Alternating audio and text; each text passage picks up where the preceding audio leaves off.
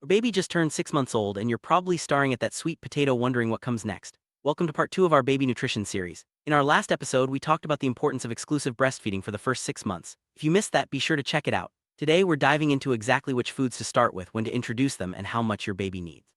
We'll break it down step by step so you can feel confident about your baby's first bites. Let's make this journey into solids simple and stress-free.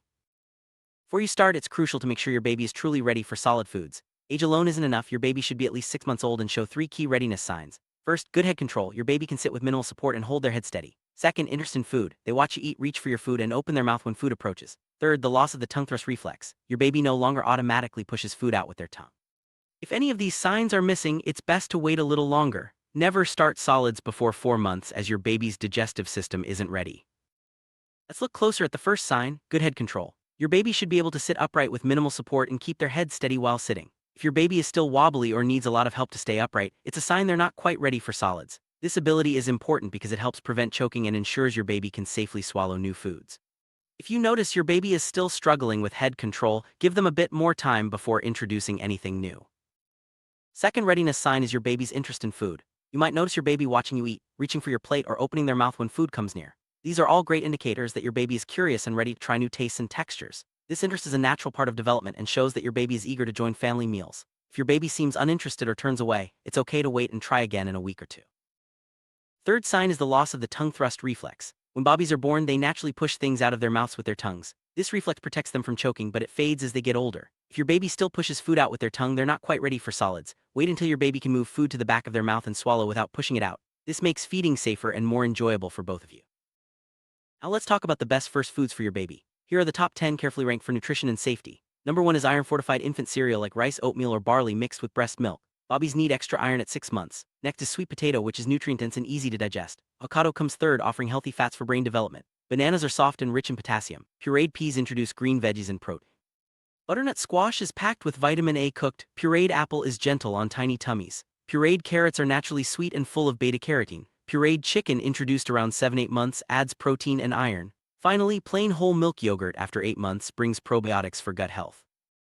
It's tempting to offer your baby a variety of foods right away, but there's a golden rule. Introduce only one new food at a time. Wait 3 to 5 days before adding another. This careful approach helps you spot any allergic reactions or sensitivities. If your baby has a reaction, you'll know exactly which food caused it. This method also allows your baby to adjust to new flavors and textures gradually, making mealtimes more enjoyable and less stressful for everyone.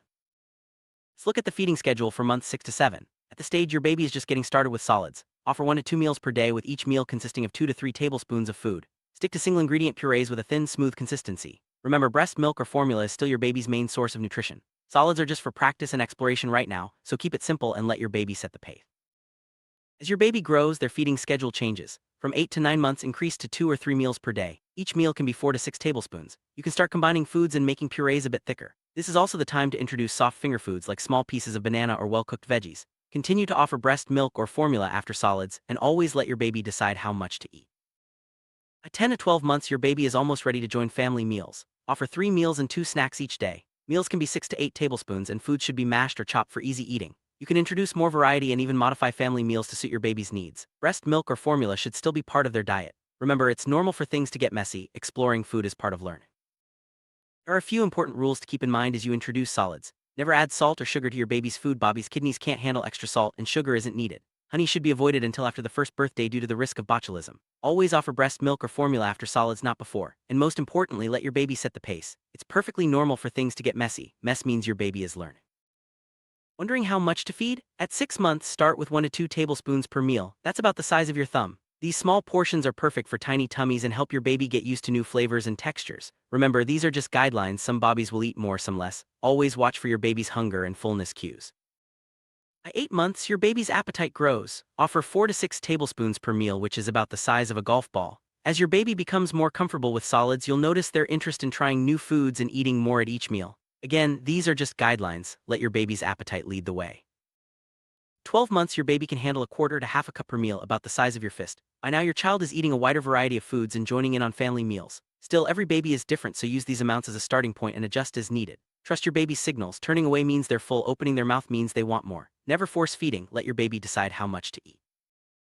Let's recap what we've covered: the 3 readiness signs, the top 10 first foods, a month-by-month feeding schedule, and portion sizes for each stage. You now know exactly what and when to feed your baby. But there's one more thing: some foods that seem healthy can actually be dangerous for babies under 12 months. In part 3, we'll reveal 7 foods to avoid, a choking hazard list, allergy prevention strategies, and an essential nutrients checklist. Make sure to watch part 3 before introducing anything new. See you Wednesday for the next episode.